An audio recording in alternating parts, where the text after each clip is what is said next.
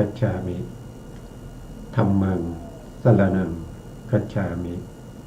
สังฆังสรณังคัจฉามิกราบนมัสการพระมหาเถระพระสังฆาธิการพระเถรานุเถระสวัสดีท่านผู้ฟังและผู้ชมทุกท่านกลับมาพบกับรายการพระไตรปิฎกลอยฟ้าครั้งนี้เป็นครั้งที่3ในเรื่องของปฏิกูลมนัสิการปภะหรือกายคตาสติหรือบางท่านจะเรียกว่าเป็นอาการ32นะครับก็จะเรียกยังไงก็มีความหมายเหมือนกันนะครับนั่นก็คือการตามรู้ตามเห็นถึงความไม่สวยไม่งามในผมขนเล็บฟันหนังเป็นต้นซึ่งเป็นสิ่งที่เป็นปฏิกูลที่มีอยู่ในร่างกายของเรามีธาตุน้ำ20ธาตุดิน20ธาตุน้ำ12สิ่งเหล่านี้เป็นสิ่งที่ไม่สวยไม่งามบางท่านก็เลยสงสัยว่าทำไมไม่พูดถึงธาตุไฟธาตุไฟมีอยู่4อย่างทำไมไม่พูดถึงธาตุไฟแล้วก็ทำไมไม่พูดถึงธาตุลมธาตุลมมี6อย่างนี่ก็ขึ้นอยู่กับอัธยาศัยที่พระพุทธองค์ทรงแสดงแก่สัตว์ทั้งหลายอย่างหนึ่งนะครับอีกอย่างหนึ่งก็โดยสภาวะที่เราจะเห็นได้เนี่ยเรื่องไฟเนี่ยถ้าเราพิจารณาดูถึงความเป็นอสุภะหรือถึงความที่ไม่สวยไม่งามเนี่ยจะเห็นได้ยากพิจารณาธาตุลมธาตุลมก็เช่นเดียวกันธาตุลมเนี่ยพิจารณาถึงความเป็นอสุภะเนี่ยพิจารณายากมองเห็นได้ยากนะครับนั่นก็เป็นเหตุที่พระพุทธองค์ไม่ได้แสดงในกายคตาสติ32ประการแทนที่จะแสดง42แต่แสดงไว้แค่32แต่ในการในเรื่องของธาตุในการเรื่องของธาตุพระพุทธองค์ก็ได้แสดงไว้ทั้งหมดเลยนะครับก็เป็น42นะครับแต่ในปภะนี้เราเรียกว่าเป็นปฏิกูลมนสิการปภะก็แสดงไว้แค่32นะครับแสดงไว้แค่32ครั้งก่อนเราก็ได้พูดถึงไปบ้างแล้วนะครับเราก็ไปต่อจากครั้งที่แล้วครั้งที่แล้วเนี่ยเราก็พูดถึงในเรื่องขอ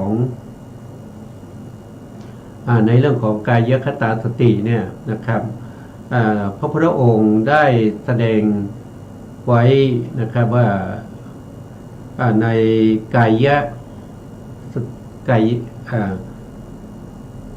ยานุปัสสนาสติปัฏฐาน14ประภาสนั้นนะครับทั้งหมดนั้นก็จัดเข้าอยู่ในกายคตาสติได้นะครับ14ประภาสมีอันที่1ก็คืออานาปานปภะอานาปานปภะก็คือการตามรู้ถึงลมกระทบลมกระทบที่ไปจมูกโพรงจมูกหรือริมฝีปากด้านบนอันนี้ว่าโดยธรรมแล้วก็เป็นสมาธิเป็นสมถะโดยตรงอันที่2ก็คืออิริยาบถปภะอันที่3ก็คือจัตตุสัมปัชชยปภะที่เราเพิ่งศึกษาจบไปแล้วก็มีปฏิกูลมนสิการปภะแล้วก็5ก็คือธาตุมนสิการปภะแล้วก็ปภะที่6จนถึงที่14นั้นก็เป็นเรื่องของปัจฉา9ก็คือซากศพ9อย่างเรียกว่าสิวทิกาปภะหรือบางที่ก็จะพระองค์ก็แสดงเป็นนวสิกาทิกาปภะ นะครับก็คือ9นะโดยนับมีคำว่าภิกษุทั้งหลายก็ไกลยคตาสติภิกษุเจริญให้มากแล้วกระทำให้มากแล้วอย่างไรจึงมีผลมีอานิสงส์มากภิกษุเหล่านั้นภิกษุทั้งหลายนะภิกษุในธรรมวินัยนี้เป็นผู้ที่อยู่ป่าก็ดีนะครับอยู่คนไม้อยู่เรือนว่างอยู่ซอกเขาถ้ำลอนฟางก็ให้เจริญกายคตาสตินะครับก็คือกายานุปัสสนาสติปัฏฐานทั้ง14ประภะสามารถสงเคราะห์เข้าในกายคตาสติได้ใน14ประภะนั้นเพราะเหตุที่3ประภะ3ประภะคืออะไรก็คืออิริยาบถประภะนะครับอิริยาบถก็คือการเดินการยืนการนั่งแล้วก็การนอนอิริยาบถใหญ่ทั้ง4แล้วก็จตุสัมปัชชัยยประภะอันนี้ก็คืออิริยาบถย่อยนะมีการไปการมาการแลการเหลียวการคู้การเหยียดการสวมใส่เสื้อผ้าจีวรสังฆติทรงบาทการกินการดื่มการลิ้มการถ่ายหนักถ่ายเบาแล้วก็การยืนการไปการยืนการเดินการนั่งแล้วก็การนอนทั้งหมดรวมอยู่ในจตุสัมปัชชัยยประภะนะมีวิธีการพิจารณาเราได้ศึกษามาแล้วนะมีการพิจารณาอยู่4อย่างนั่นก็คือพิจารณาโดยความเป็นสาตถกะสัมปัชชยะพิจารณาโดยความเป็นสัพพยะสัมปัชชยะพิจารณาโดยความเป็นโคจรสัมปัชชยะพิจารณาโดยความเป็นอสัมโมหะสัมปัชชยะ3ก็คือธาตุมนสิการประภะอันนี้ก็เป็นเรื่องของการกำหนดรู้พิจารณาถึงธาตุทั้ง4ธาตุทั้ง4นั่นก็คือได้แก่ธาตุดินก็มีลักษณะของความแข็ง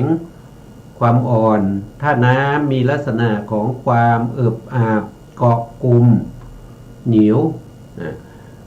ธาตุไฟก็มีลักษณะถึงความเย็นความร้อนธาตุลมก็มีลักษณะถึงความตึงแล้วก็ความหย่อน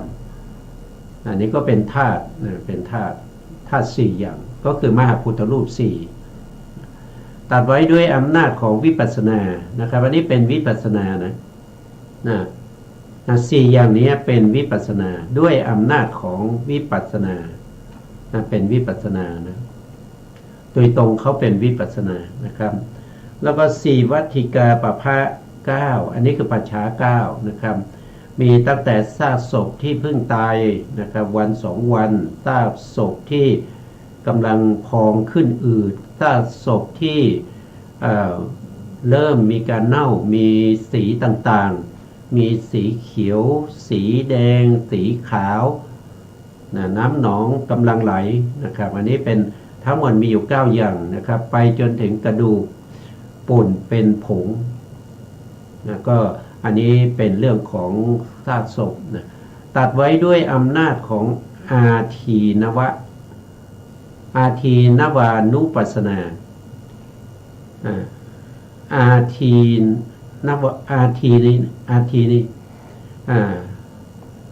ีวะเนี่ยก็คือได้แก่เห็นด้วยความเป็นโทษ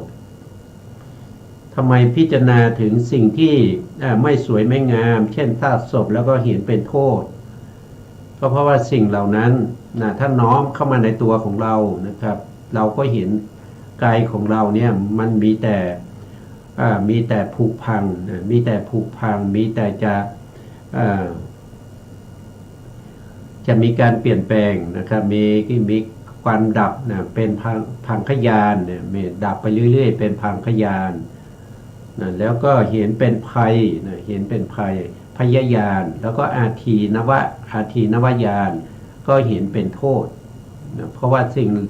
กายของเรานี้ไม่มีสิ่งไหนที่จะยั่งยืนมั่นคงนะครับถาวร ไม่มีแต่จะพังไปจะผุไปจะดับไปจะพังสลายไปในที่สุดเห็นอยู่อย่างนี้เนืองๆก็เห็นว่านามและรูปของเราที่เกิดขึ้นด้วยเหตุด้วยปัจจัยเนี่ยมันไม่ใช่สิ่งที่มีคุณอะไรนะมันมีแต่โทษ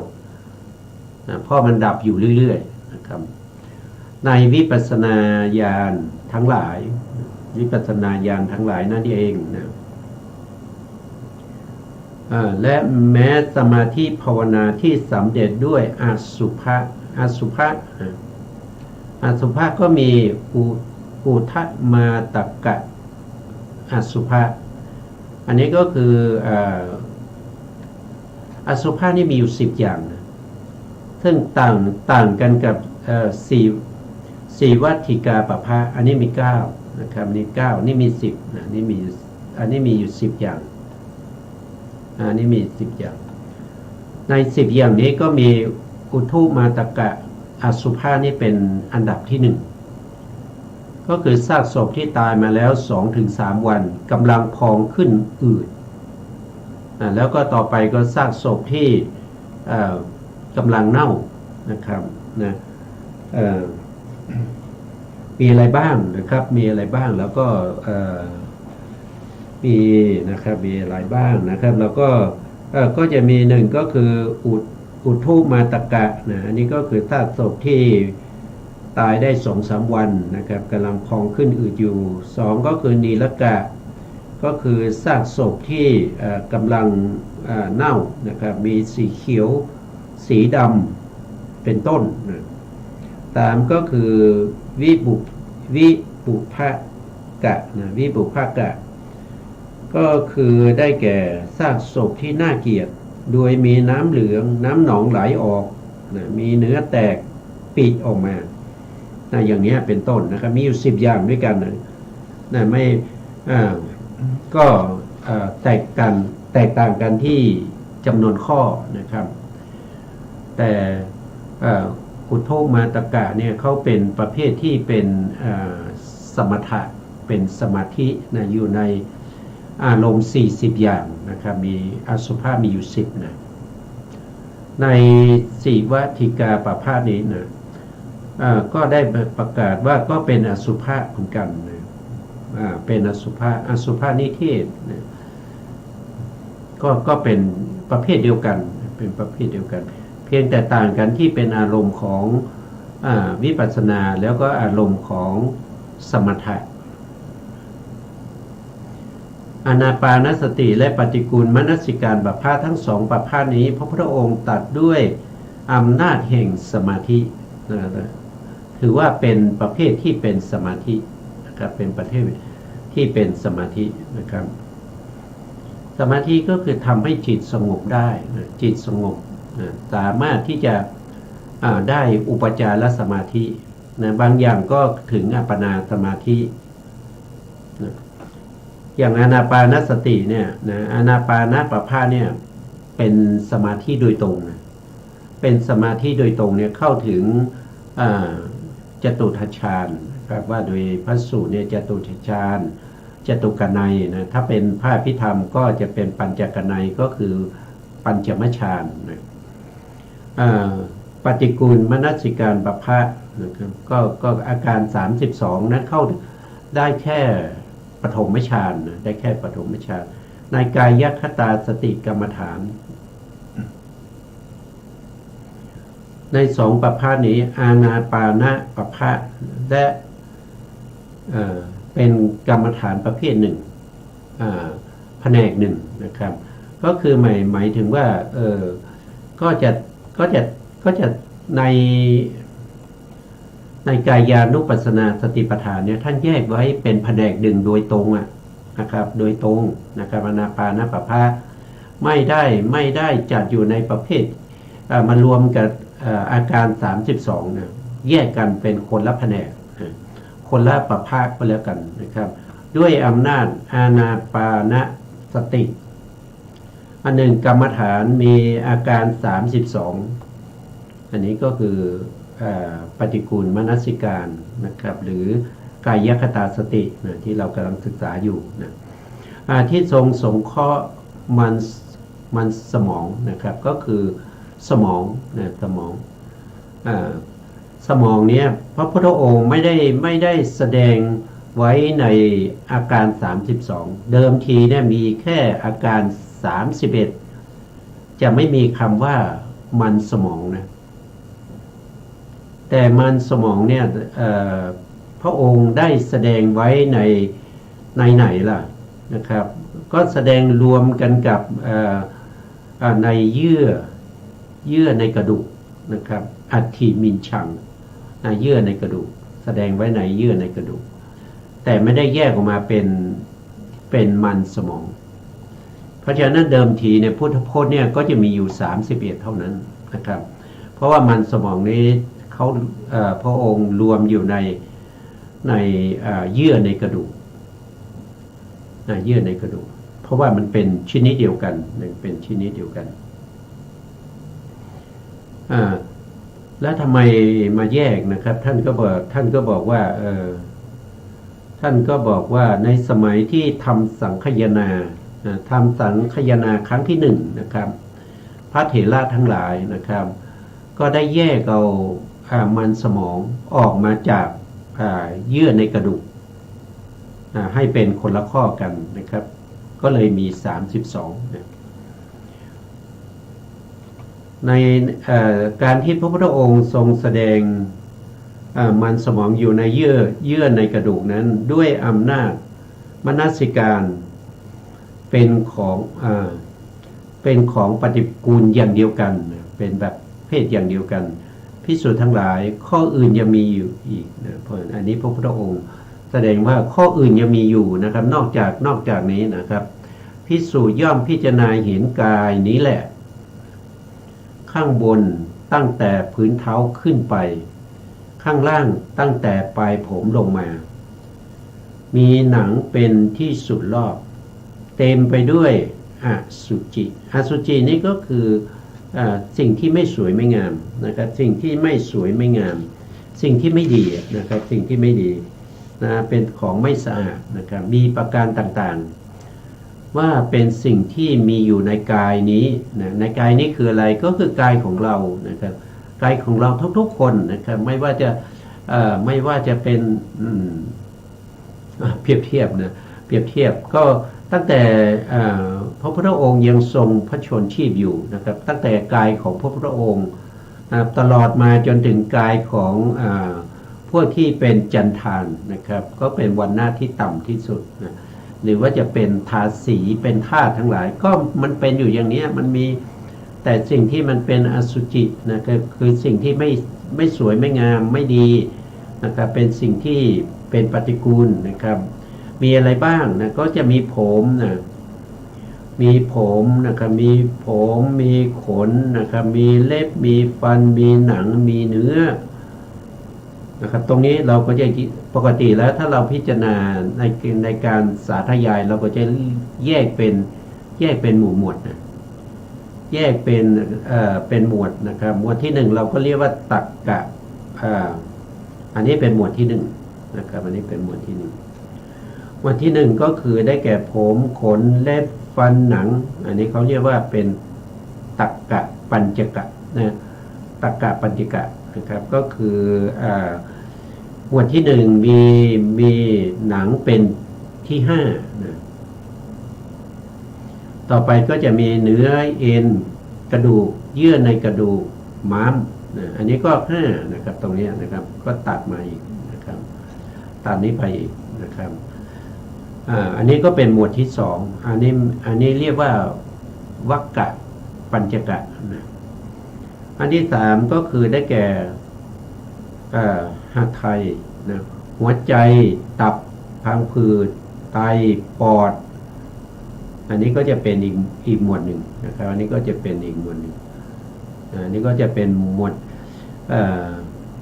ปภาสังนะปภาสังปัญจกะปภาสังปัญจกะนะต่อไปก็จะเป็นไส้ใหญ่ไส้น้อยอาหารใหม่อาหารเก่าอันนี้อีกอันหนึ่งนะครับอันนี้ทั้งหมดก็จะมีเป็นธาตุ ดินก็จะมี20นะครับก็คือมีผมขนเล็บฟันหนังนี้เป็นหมวดหนึ่งนะครับเป็นหมวดที่1หมวดที่2ก็คือเนื้อเอ็นกระดูกเยื่อในกระดูกม้ามหมวดที่3ก็คือหัวใจตับพังผืดไตปอดหมวดที่4ก็เป็นไส้ใหญ่ไส้น้อยอาหารใหม่อาหารเก่ามีอยู่4หมวด4 5 20นะก็จะมี20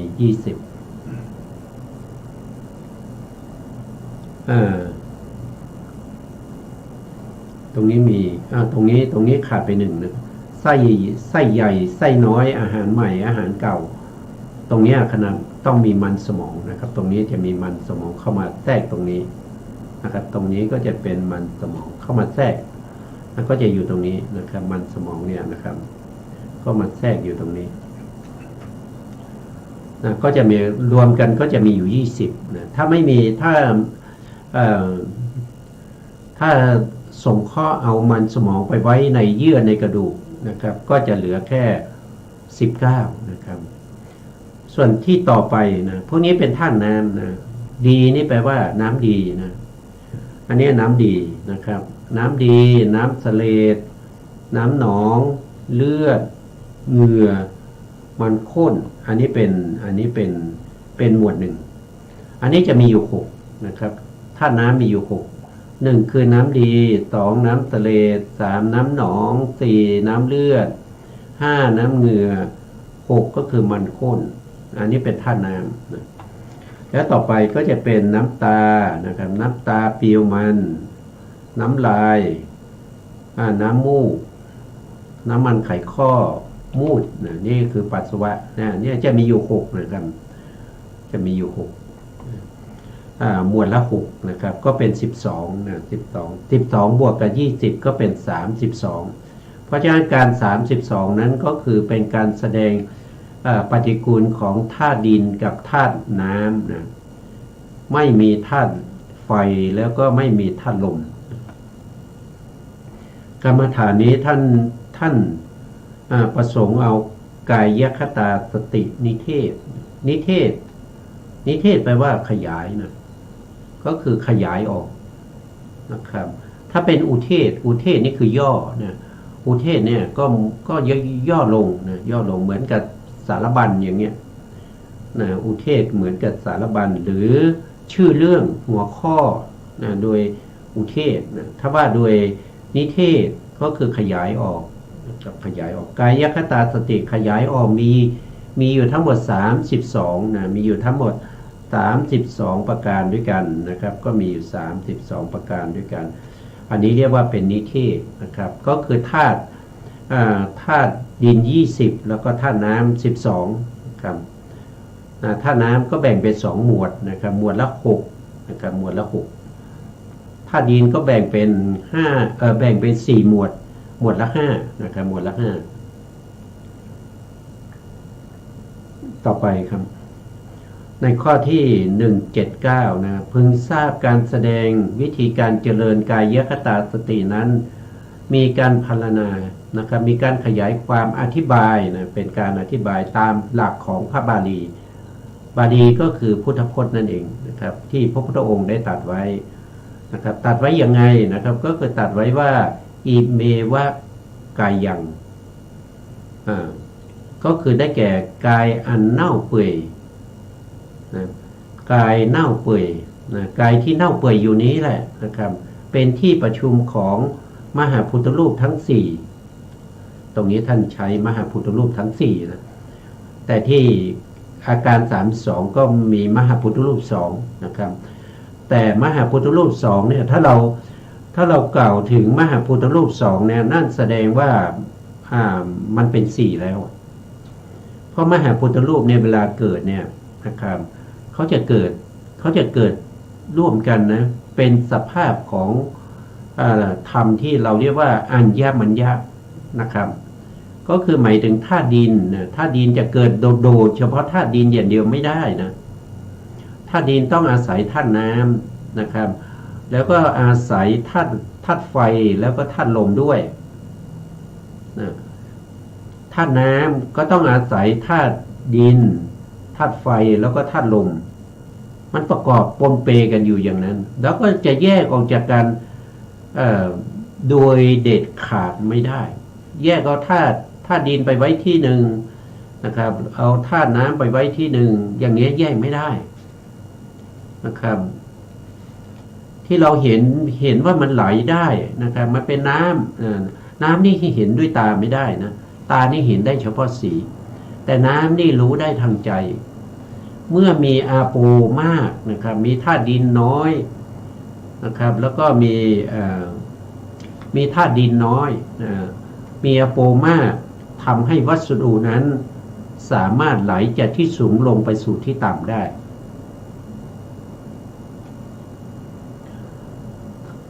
ธาตุที่เป็น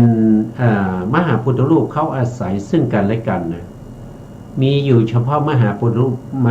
ธรูปเท่านั้นนะครับที่เป็นปัจจัยที่อาศัยซึ่งกันและกันเรียกว่าอัญญมัญญปัจจัยหรืออัญญมัญญปัจจโยถ้าเป็นธาตุที่เป็นรูปนะครับที่เป็นรูปที่มีอำนาจปัจจัยอัญญมัญญเนี่ยมีเฉพาะมหาพุทธรูป4เท่านั้นถ้าเราพูดถึงธาตุดินก็ให้เราเข้าใจว่าในธาตุดินนั้นในธาตุทั้ง4นั้นมีธาตุดินมันมากมีธาตุดินมันมากมันแสดงถึงความแข็งแล้วก็ความอ่อนได้ชัดเจนแต่ธาตุน้ำมากธาตุน้ำมากธาตุดินก็อยู่ในน้ำนั่นแหละแต่น้ำมันมากมันจึงทำให้เกิดการไ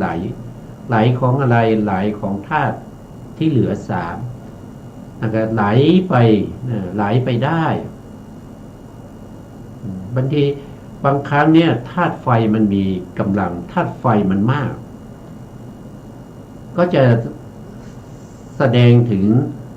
ลักษณะของธาตุไฟปรากฏชัดเจนนั่นก็คือความร้อนกับความเย็นถามว่าธาตุดินอยู่ในนั้นไหมธาตุดินก็อยู่ธาตุน้ำก็อยู่ธาตุลมก็อยู่เพราะสิ่งเหล่านี้เป็นธาตุที่แยกจากกันไม่ได้เป็นธาตุที่อาศัยซึ่งกันและกันแล้วก็เกิดขึ้นเพราะฉะนั้นการประชุมของมหาพุทธรูปทั้ง4ก็พูดถึงอาการ32นั้นพร้อมไปด้วยนะก็หมายถึงผมขนเล็บฟันหนังนะเนื้อเอ็นกระดูกเยื่อในกระดูกม้ามนะตลอดไปจนถึงน้ำตาน้ำเสลดทั้งหมดรวมกันแล้วนะบทว่าอุทังปาทัตตาลานะครับได้แก่การพิจารณาขึ้นไปตั้งแต่พื้นเท้านะครับพิจารณาตั้งแต่พื้นเท้าขึ้นไปนะครับแล้วก็บทว่าอาโทเกตามัฏฐากาก็คือพิจารณาลงมาตั้งแต่ปลายผมตัดจากปริยันโตตัดจากปริยันตะได้แก่พิจารณาไปทางขวางนะครับอันมีหนังหุ้มไว้นะมีหนังหุ้มไว้มีหนังเป็นที่สุดรอบนะครับบทว่าปูลันนานัปปการัสสะอาสุจิโนปัจจเวกคติอันนี้ความหมายว่าเห็นว่ากายนี้เต็มไปด้วยของไม่สะอาดมีประการต่างๆมีผมขนได้ฟันหนังเป็นต้นอันนี้ก็เป็นพระบาลีนะเป็นพระบาลีที่พระองค์ตรัสไว้นะครับเห็นอย่างไรนะเห็นว่ามีอยู่ในกายนะมีอยู่ในกายนี้นะในกายของทุกท่านนะทุกคนนะครับแม้แต่กายของพระสัมมาสัมพุทธเจ้าในสมัยที่ยังทรงพระชนชีพอยู่ก็เต็มไปด้วยผมขนเล็บฟันหนังเนื้อเอ็นกระดูกเยื่อในกระดูกม้ามหัวใจตับพังผืดทั้งหมดทั้งมวลนั้นนะครับก็เป็นของที่ไม่สะอาดเป็นของที่ไม่สวยไม่งามให้พิจารณาว่าของเหล่านี้มันไม่ได้อยู่ที่ไหนมันอยู่ในกายนี้แหละนะครับพิจารณาตั้งแต่ปลายพื้นเท้านะพิจารณาตั้งแต่พื้นเท้าขึ้นไปหรือว่าพิจารณาจากปลายผมลงมาหรือพิจารณาไปรอบๆก็มีหนังห่อหุ้ม หรือว่าเป็นหนังเป็นถุงที่ใส่สิ่งที่เป็นอสุภะสิ่งที่เป็นปฏิกูลทั้งหลายพระองค์ก็ให้เราพิจารณาเห็นตามสภาวะของความเป็นจริงของธาตุนะครับของธาตุทั้งสี่ที่ประกอบกันอยู่ในตัวของเรานี้นะ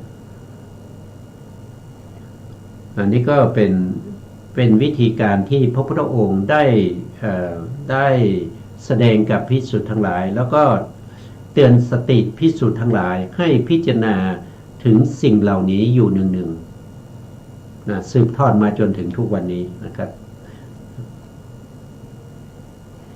ต่อไปนะครับบรรดาบทนั้นนะครับบทว่าอัตถิแปลว่ามีอยู่นะอัตถิแปลว่ามีอยู่นัตถิแปลว่าไม่มีนะอัตถินี้แปลว่ามีอยู่บทว่าอิมัสสมิงได้แก่กายที่ตัดไว้ว่าตั้งแต่ผืนเท้าขึ้นไปตั้งแต่ปลายผมลงมาอันหนังหุ้มโดยรอบ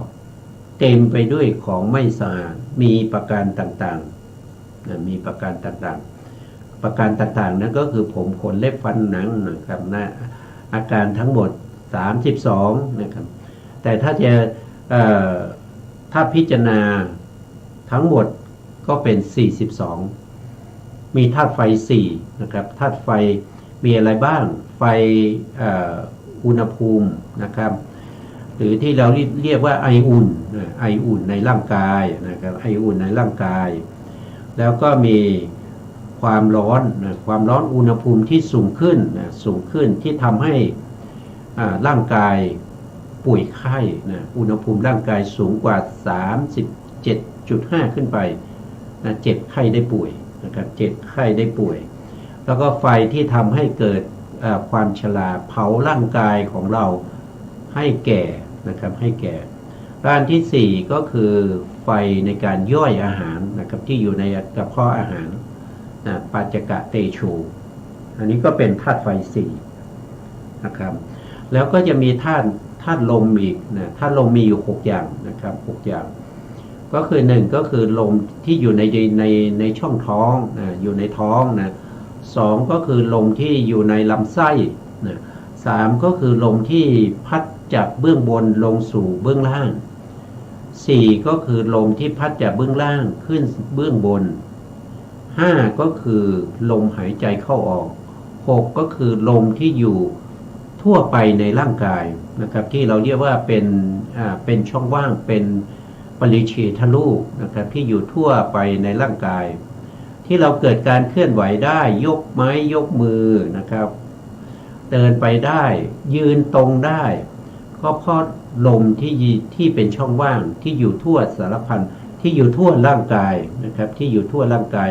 ก็คือปริเฉทรูปนะครับปริเฉทรูปมีอยู่แล้วแต่ด้วยอำนาจของจิตนะที่เรียกว่าเป็นจิตตัชฌวายุทำให้เกิดการเคลื่อนไหวของลมที่อยู่ทั่วสารพันกายขยับตั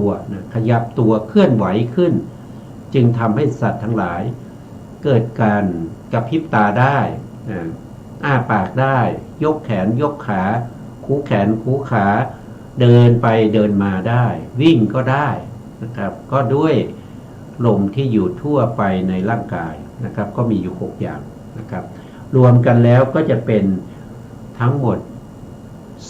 42แต่42เนี่ยพระพุทธองค์แสดงให้พวกเราเนี่ยพิจารณาโดยความเป็นอสุภะเนี่ยมีอยู่แค่32จริงๆแล้วมีอยู่31นะครับที่เพิ่มขึ้นมา32นั่นก็คือมันสมองเพิ่มมาตอนไหนนะครับก็เพิ่มมาตอนที่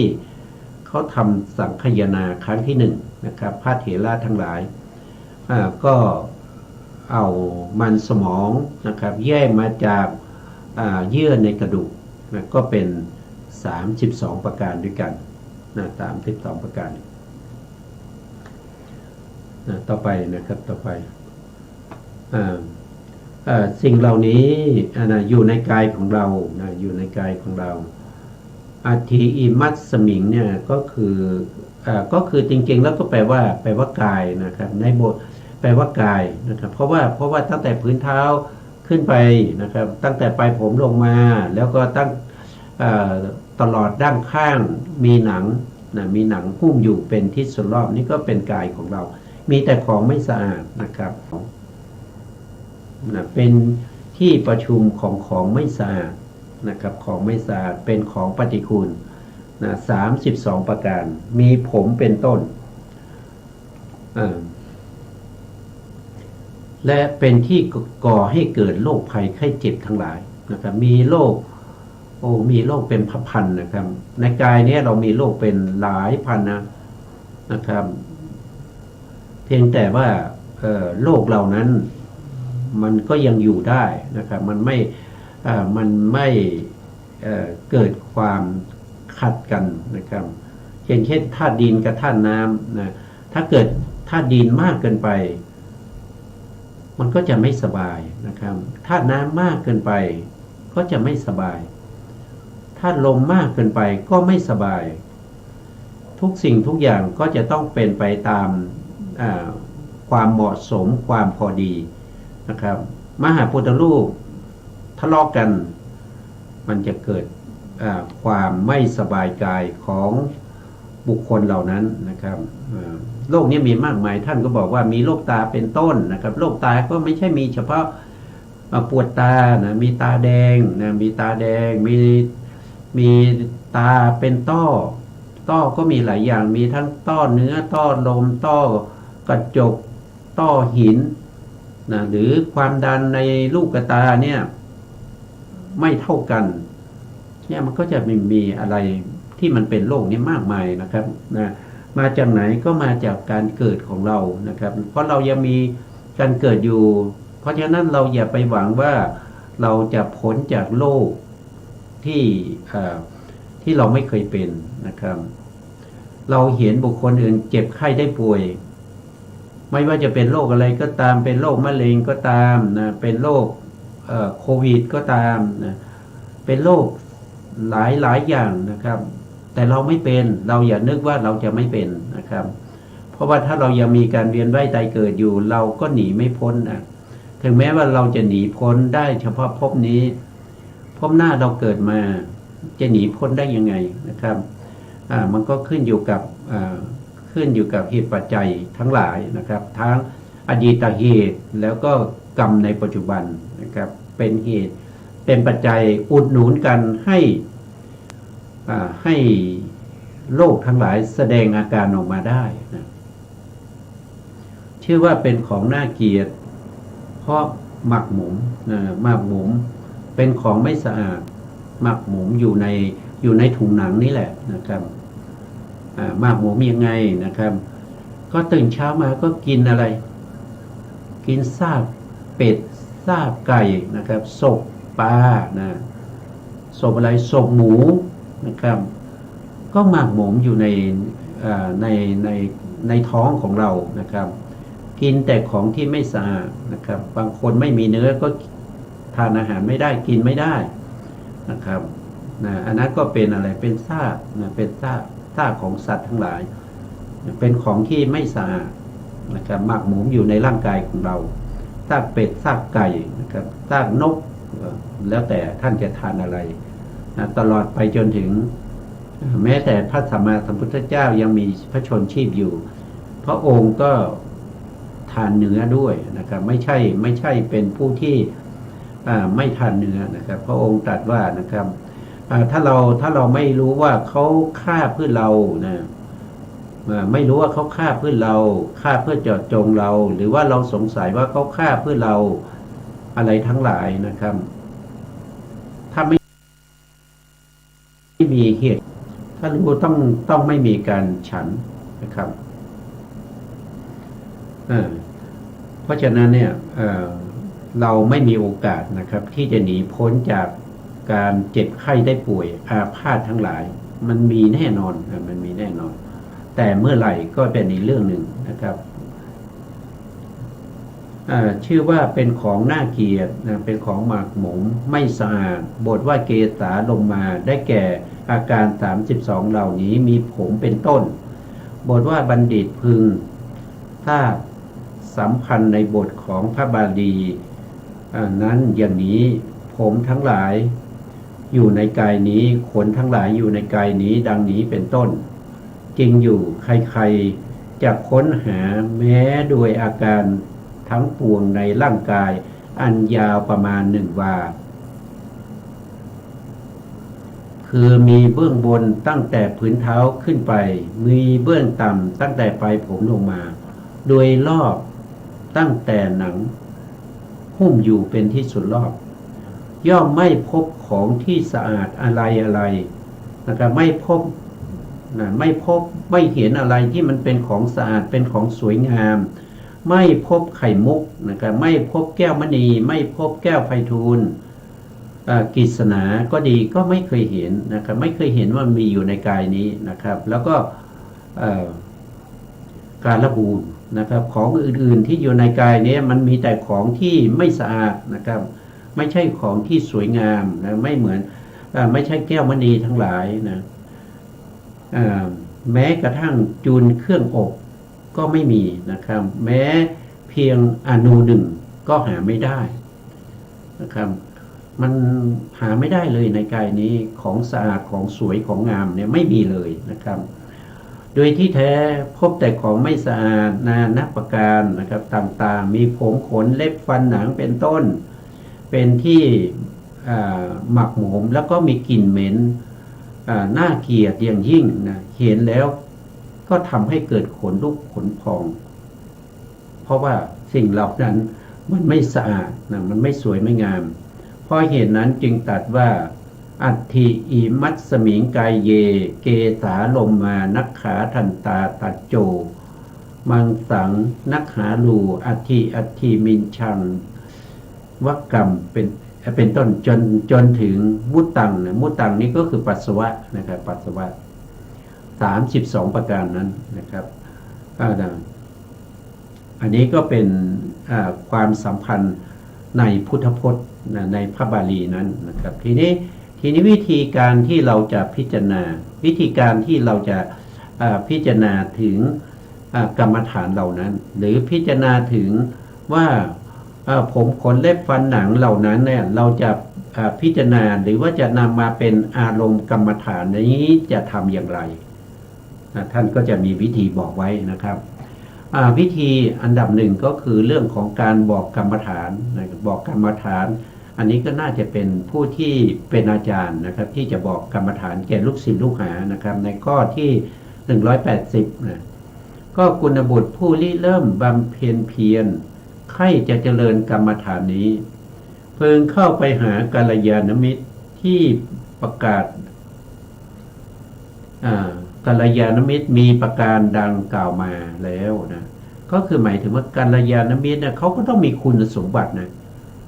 ไม่ใช่ว่าคนไหนก็เป็นกัลยาณมิตรของเราได้นะมันไม่ใช่อย่างนั้นนะต้องกัลยาณมิตรเนี่ยต้องมีคุณนะมีคุณนะครับเราไม่ได้ศึกษานะครับเพราะเราไม่ได้ศึกษาวิสุทธิมรรคโดยตรงนะครับเราศึกษาวิสุทธิมรรคเฉพาะเรื่องที่เกี่ยวข้องเท่านั้นกัลยาณมิตรเนี่ยจะต้องเป็นบุคคลที่ไม่ชักชวนให้ลูกศิษย์ลูกหาเนี่ยทำความชั่วนะครับเป็นบุคคลที่สามารถที่จะแนะนำลูกศิษย์ลูกหาให้ประพฤติปฏิบัติที่ถูกต้องนะเป็นผู้ที่มีความรู้ความเข้าใจเป็นพหูสูตรนะเป็นพหูสูตรเฉพาะเรื่องที่เกี่ยวข้องเท่านั้นกัลยาณมิตรเนี่ยจะต้องเป็นบุคคลที่ไม่ชักชวนให้ลูกศิษย์ลูกหาเนี่ยทำความชั่วค้นดูหลักฐานก่อนนะครับซึ่งไม่ใช่ว่าเห็นเขาพูดดีนะครับเห็นเขาพูดดีพูดไพเราะก็ถือว่าเขาเป็นกัลยาณมิตรอย่างนี้ไม่ได้นะครับกัลยาณมิตรก็ต้องมีคุณของกัลยาณมิตรนะจะเป็นอย่างไรนั้นเราจะผมติดไว้ก่อนนะครับคุณของกัลยาณมิตรที่เราจะเข้าไปหานะครับเราจะต้องรู้ว่าเขามีคุณอย่างไรนะครับดังตรงนี้ท่านบอกว่าดังที่กล่าวแล้วก็คือท่านได้แสดงไว้แล้วนะครับก่อนที่จะมาถึงการพิจารณาอสุภะนะครับ พึงกำหนดกรรมฐานนี้เถิดฝ่ายอาจารย์นั้นนะเมื่อจะบอกกรรมฐานพึงบอกอะไรอุคหะโกศละด้วยอาการ7อย่างอันนี้ก็ต้องเป็นผู้ฉลาดนะต้องเป็นผู้ฉลาดนะครับในเรื่องของการในเรื่องของอุคหะนะอุคหะนะอุคหะคืออะไรนะครับอุคหะก็คือเป็นวิธีการนะเป็นวิธีการที่จะเจริญอสุภะหรือกรรมฐานนะอาการ32นั้นมีอยู่7อย่างด้วยกันนะครับเดี๋ยวเราเขาจะว่ากันต่อไปนะครับแล้วก็มีอีกอย่างหนึ่งนั่นก็คือมนสิการโกศลนะมนสิการละโกศลอันนี้คือการพิจารณานะครับโดยส่วน10ก็จะมีอยู่10อย่างนะรวมแล้วเราจะต้องรู้นะต้องมีความรู้ความเข้าใจในเรื่องของวิธีการเหล่านี้ทั้งหมดอยู่17อย่างนะครับเรามาดูอย่างที่1อุคหะโกศล7นะในอุคหะโกศล2อย่างนั้นอาจารย์พึงบอกอุคหะโกศลอย่างโกศลโดย7วิธีนะครับคือโดยการวาจาก็คือการพูดนะมีวาจา1นะครับโดยวาจา1 2ก็โดยใจ1นะครับต้องมีใจนะต้องมีใจที่เป็นไปในอสุภะทั้งหลายนะในผมขนเล็บฟันหนังเหล่านั้นนะที่เป็นปฏิกูลนะต้องมีใจจดจ่ออยู่ในสิ่งเหล่านั้นด้วย3ก็คือดูที่สีนะดูสีนะสีเช่นผมเนี่ยเป็นสีอะไรนะครับบางคนก็ว่าสีดำบางคนก็ว่าสีเขียวเข้มนะครับสีเขียวเข้มด้วยสันฐานด้วยสันฐานก็ผมก็มีลักษณะสันฐานว่ามันเป็นกลมๆยาวๆนะครับหรือเป็นทรงกระบอกยาวๆนะครับแล้วก็โดยทิศก็คือเป็นที่ตั้งนะครับผมด้านหน้าก็จะจดที่หน้าผากด้านหลังก็จะจดที่ท้ายทอยนะครับและด้านข้างก็จะจดที่บริเวณหูทั้งสองข้างอย่างนี้เป็นต้นนะโดยโอกาสนะครับโดยโอกาสก็โดยโอกาสนะอันนี้จำไม่ได้นะครับโดยปริเฉดนะครับปริเฉดรายละเอียดก็มีนะครับท่านจะอธิบายต่อไปนะถ้าว่าโดยข้อที่1ก็คือโดยวาจานะครับเราก็มาดูว่าวาจานี้จะเป็นยังไงนะครับในกรรมฐานนะครับที่ต้องมนสิการโดยเป็นสิ่งที่เป็นปฏิกูลนี้นะพระโยคาวจรถึงแม้ว่าจะทรงพระไตรปิฎกเป็นผู้ที่มีความรู้ความเข้าใจในปิฎกทั้ง3ไม่ว่าจะเป็น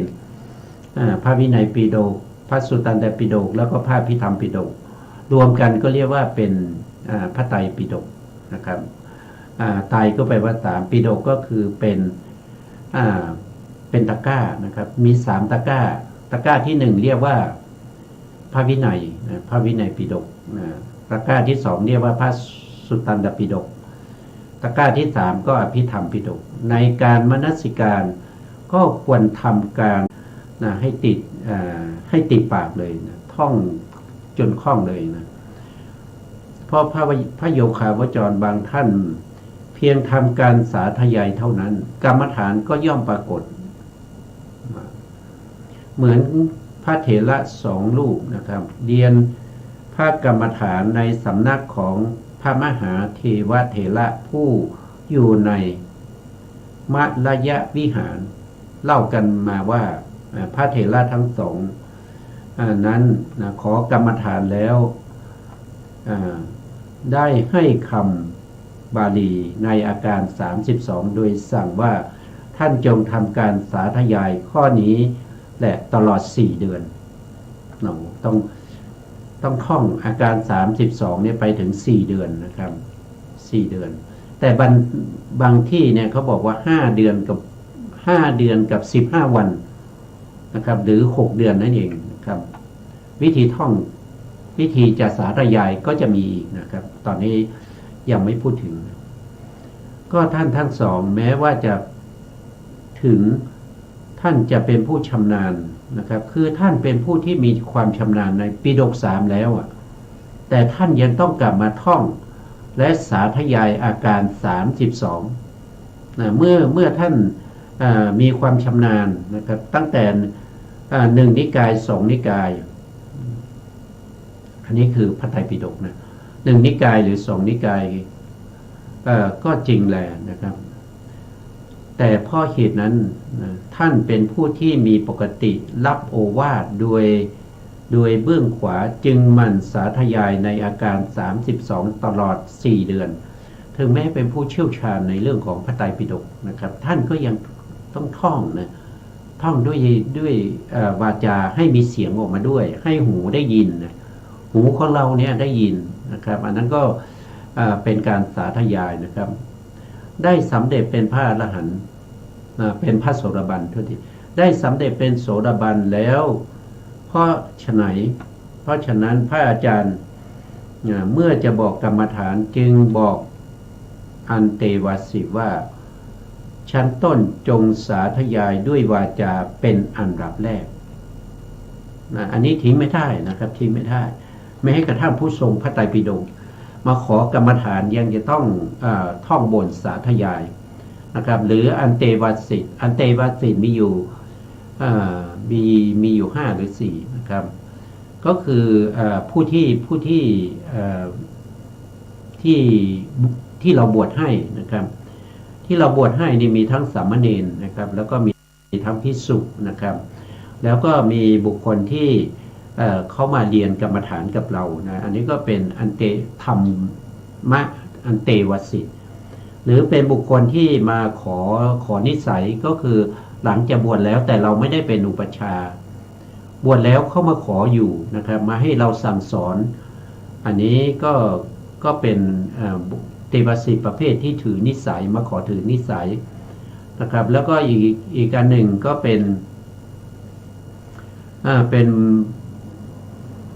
ป็นบุคคลที่เราไม่ได้บวชให้นะครับเราไม่ได้เป็นอุปัชฌาย์นะครับแต่เข้ามาขอกรรมฐานจากเรานะก็จะมีก็ไปดูเพิ่มเติมได้นะครับอันเตวสิตในพระไตรปิฎกในอรรถกถาก็มีอธิบายไว้นะครับทั้งหมดทั้งมวลจะต้องท่องนะจะต้องท่องออกเสียงด้วยนะครับอันนี้เป็นวิธีการปฏิบัติข้อที่1ในเรื่องของกายคตาสตินะครับเว้นจากการสาธยายท่องบนให้ขึ้นใจติดปากเนี่ยไม่ได้ต้องทำนะต้องทำทุกคน